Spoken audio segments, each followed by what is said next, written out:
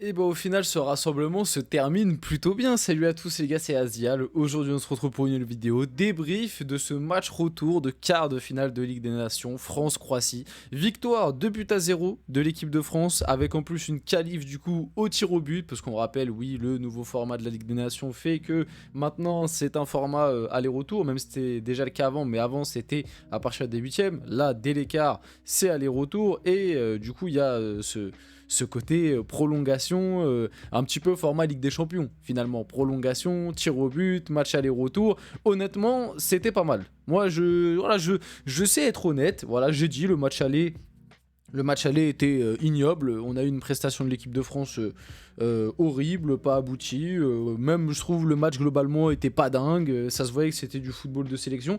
Alors bon, je suis pas en train de dire qu'aujourd'hui on a vu le Barça de Guardiola, mais c'était déjà beaucoup mieux, je trouve, dans les attentions, notamment bah, du coup côté équipe de France, même si on a eu une équipe de Croatie, c'était très compliqué quoi. On le voit que par rapport au match qu'ils ont fait il y a 3 jours, c'était pas pareil. Hein. Il y a certains joueurs qui, il y a 3 jours, ça a flambé. Aujourd'hui, c'était très compliqué. On a eu une équipe croate qui est venue défendre. Hein. On va pas se mentir, elle est venue juste bétonner, défendre et essayer de ne pas prendre ces fameux 2 buts qui ont permis à l'équipe de France d'aller en prolongation. Mais c'était un match sympa et même globalement. Je sais pas si vous avez suivi aussi un petit peu la soirée à côté en parallèle. Il y a eu des sacrés matchs de foot en vrai. Et même sur les allers-retours, moi j'ai vu vite fait quelques images du Espagne-Pays-Bas.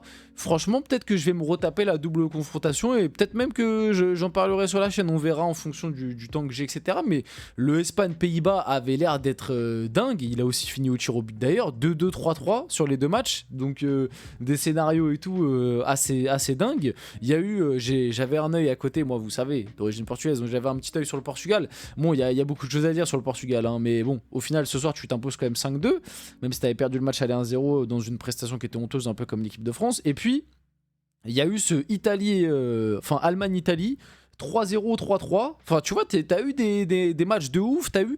Et moi, le truc que j'ai kiffé, mine de rien, bon, je l'avais pas senti pour l'équipe de France sur le match aller, mais j'ai quand même l'impression que les équipes ont joué le jeu. Tu vois, mais je parle de toutes les équipes. L'équipe de France ce soir a joué le jeu. Bon, la Croatie, ils ont galéré, ils ont beaucoup défendu, mais ils avaient joué le jeu, ils avaient fait le taf à l'aller. Mais globalement, du coup, pour moi, l'équipe de France mérite sa qualif parce que quand tu prends le contraste match aller-retour, au match aller, l'équipe de France avait fait un mauvais match, mais il n'y avait pas non plus un écart monstre avec la Croatie sur le match aller. Et la Croatie méritait sa victoire, mais c'était serré. Là, ce soir, il n'y a pas match. Il n'y a pas match, il n'y a qu'une équipe sur le terrain, c'est l'équipe de France. La Croatie n'a pas existé, il n'y a rien à dire sur leur match, à part le fait qu'ils ont défendu, ils ont tenu, ils ont subi des vagues, des vagues, des vagues. Puis voilà, je sais même pas, ils ont tiré combien de fois sur la Croatie. Il doit avoir 3 tirs. Un truc comme ça, je sais même pas ils ont combien de tirs, on ira voir après, on ira faire un tour sur Fotmob, mais voilà. La qualif est largement méritée, mais ouais, la plupart des nations, des sélections ont joué le jeu. Voilà, et par rapport à la phase de poule où il y avait un discours autour de la Ligue des Nations très bon, c'est que la Ligue des Nations, on s'en fout un peu, hein. C'était le cas en tout cas nous, côté équipe de France, avec Chouameni, avec Mbappé, même Deschamps, on l'a dit plusieurs fois, bon, ça reste que la Ligue des Nations, ça va, tu vois, alors que bon. Tu proposais tu proposais des scénarios de match, etc. Un contenu pas ouf. Même ce soir, dans le contenu, c'était mieux côté équipe de France. C'est quand même incroyable que tu sois obligé de perdre 2-0 en match aller pour prouver que finalement, tu sais presser, tu sais mettre une compo sympa. Parce que oui aussi, le truc pour moi qui fait la diff par rapport au match aller, c'est que ce soir, t'as une compo sympa. Même les changements, c'est des changements beaucoup plus sympas qu'au match aller.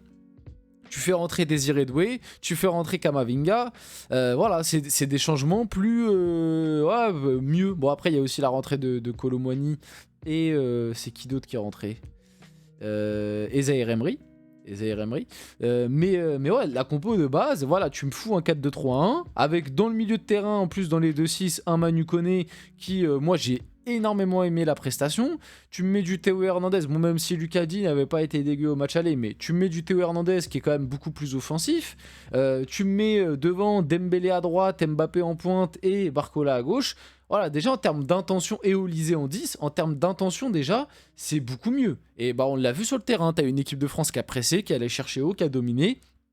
qui s'est procuré énormément d'occasions et qui a d'ailleurs quand même pas mal bicrave ce soir. T'aurais pu t'en vouloir, hein. Si tu te faisais éliminer au penalty, t'aurais pu t'en vouloir parce que t'as quand même beaucoup raté. Notamment, bon, moi je trouve qu'il fait un match correct, pas dingue, mais il a énormément raté ce soir, c'est Mbappé. Et d'ailleurs, waouh, son penalty, un peu cacaculotte, hein.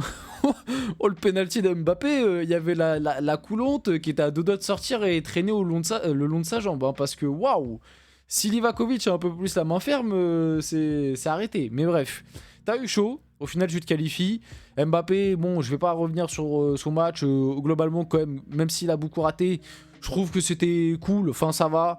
Voilà, il y a la qualif, faut retenir le positif. En plus, il y a eu de l'envie. Il a quand même beaucoup plus couru et été, je trouve, plus impliqué dans ce match-là que dans d'autres matchs de l'équipe de France depuis un long moment. Honnêtement, ça faisait un long moment que je l'avais pas vu aussi impliqué sur un match de l'équipe de France. Donc, on va pas retenir le négatif ce soir. C'est vraiment une soirée où t'as pas envie de retenir de négatif.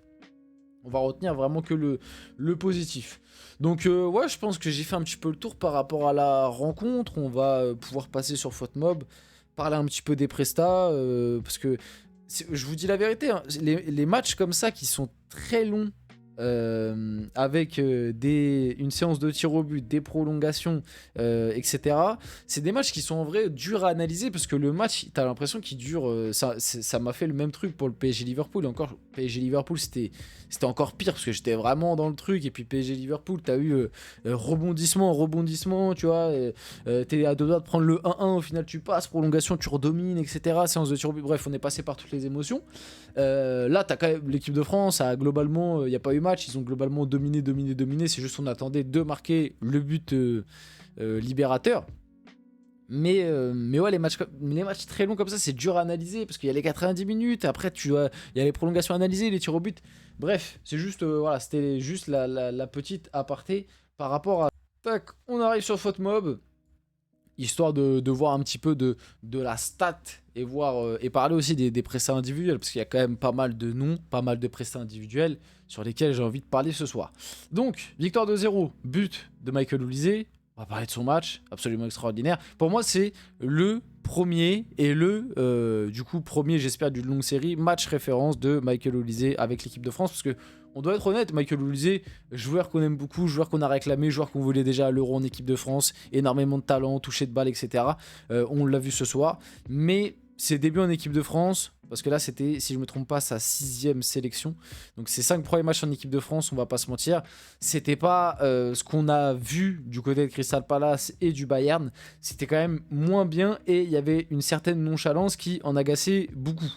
Là, ce soir, c'est son match référence, c'est sa lancée pour moi pour la suite en équipe de France. Au-delà de son but sur coup franc et de la passe D sur Dembélé, son match en tant que tel, au-delà même du but passe D, qui est hyper important, hyper capital, il a été excellent dans le jeu, dans le pressing, dans sa capacité vraiment à faire le lion entre le milieu de terrain et les offensifs, à distiller des bons ballons, etc. Il a été très important. Et but de... J'ai envie de dire le serial buteur, on peut dire ça maintenant, le serial buteur Ousmane Dembélé qui, la spéciale, j'ai envie de dire, c'est en train de devenir sa petite spéciale. Ousmane Dembélé, son but m'a énormément fait penser au but qu'il met face à Manchester City quand Bradley Barcola fait la div sur le côté, centre en retrait, et il a la même finition mais de l'autre côté, parce que face à City c'était finition pied gauche, il la croise, et là c'est finition pied droit, il la croise comme ça en retrait, en une touche.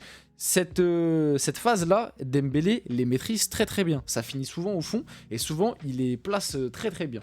Et Dembélé, je trouve aussi, a été bon déstabilisateur dans un rôle plus un peu à l'ancien Dembélé, mais on le voit que même en faisant du Dembélé à l'ancienne, bah, il est capable de marquer. Et son but est très important du coup à la 80e parce que c'est lui qui t'emmène au prolong, au tir au but et te permet de te qualifier. Alors vite fait sur les tirs au but, bah, on doit saluer quand même Mike Maignan. Mike Maignan qui te fait encore une séance. Comme quoi, hein, on rappelle Didier Deschamps qui t'expliquait que les tirs au but c'était de la loterie. Bah non en fait. Quand t'as un grand gardien déjà qui est très fort sur tir au but, ça aide. Et puis quand tu les travailles un peu, ça aide bien évidemment. Et là, maintenant que l'équipe de France a Mike Maignan, c'est bizarre, c'est 2 séances de tir au but de victoire. Là où avant, je crois que sous Hugo Lloris, l'équipe de France n'en avait pas gagné une. Et Hugo Lloris, il est quand même resté quasiment 10 piges. Hein. Donc, et c'est vrai que certains se posaient la question, si Mike Maignan était là en finale de Coupe du Monde, est-ce que la finale, tu la gagnes pas? Ou en tout cas, tu peux faire une meilleure séance de tir au but? On saura jamais, mais c'est une question qu'on peut se poser. Et c'est important de rappeler que les tirs au but, c'est pas une loterie. Donc on le voit, hein. Domination de l'équipe de France, 62% de possession, 2,61 XG, 28 tirs, 5 grosses occasions, voilà. 5 tirs côté croate avec 0,18 de XG, autant dire qu'ils ont rien eu à se mettre sous la dent. Et du coup, au niveau des prestats, moi, les joueurs que je ressors pour finir la vidéo, c'est vraiment Olysée en numéro 1, Mike Maignan pour la séance de tir au but, Dembélé, j'ai beaucoup aimé Manu Koné, Upamecano derrière aussi très solide. Je pense que c'est mon triptyque. Et à noter aussi, il y a eu la première sélection de Désiré Doué qui est rentrée et qui a fait une plutôt bonne entrée. On finit la vidéo là-dessus. J'espère que cette vidéo vous a plu. Si c'est le cas, n'hésitez pas à liker, commenter, partager et vous abonner les gars. C'était Azial. On se retrouve très rapidement pour une prochaine vidéo.